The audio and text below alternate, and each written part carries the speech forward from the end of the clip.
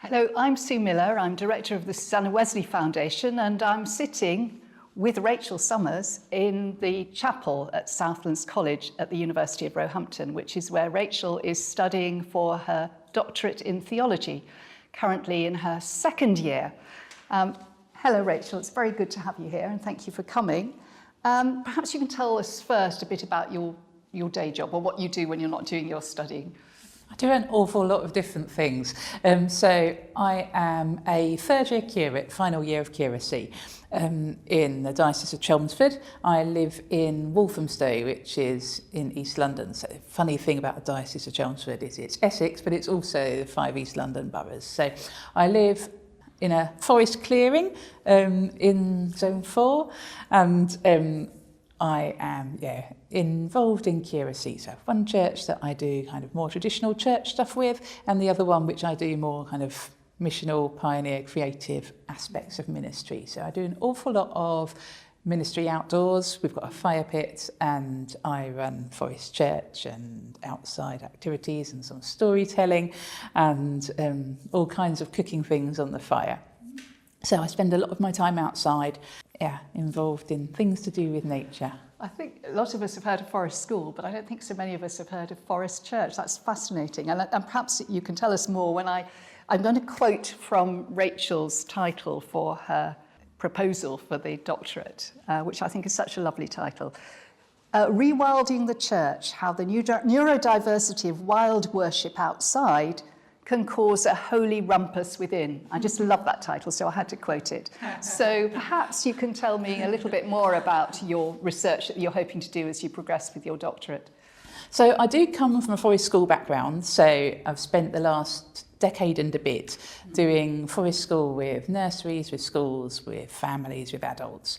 And within that, and within my training of new practitioners, I've noticed that there are a lot of neurodivergent folk who are drawn to this and find a place to belong there.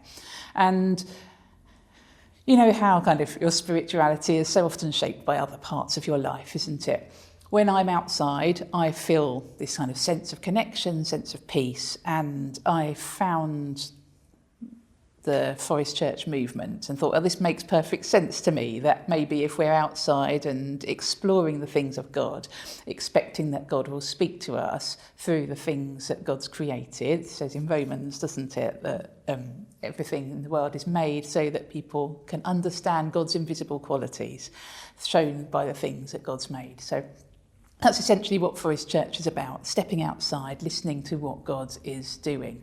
And I've noticed that far and beyond what you might expect, the number of people coming to different things I'm doing are generally neurodivergent families who are coming to outdoor worship things I'm running, and they're saying, we used to go to church and it isn't working for us anymore because of my child and their issues, or adults, and they're saying, I used to kind of hold it together and go to church, but I didn't feel at home.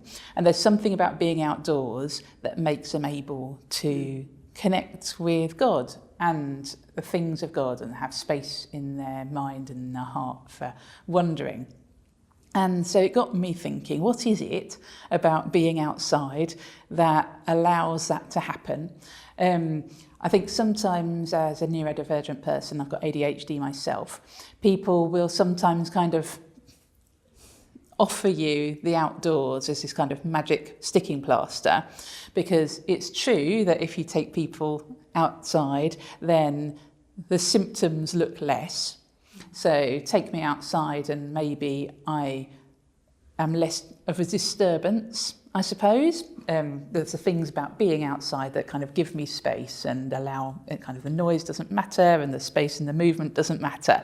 And so I think sometimes when people are talking about Forest Church and how it kind of offers a space and a home for neurodivergent folk, they'll kind of offer it as a kind of, well, you can kind of scoot them, brush them into this space, and this will be something that's good for them.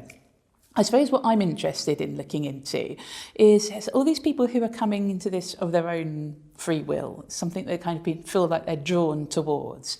And I'd quite like to tip this around and say, what is it about folks, and I'm specifically looking at people with ADHD just because it's so under-researched, what is it about folk with ADHD that makes them uniquely well placed to encounter God in creation?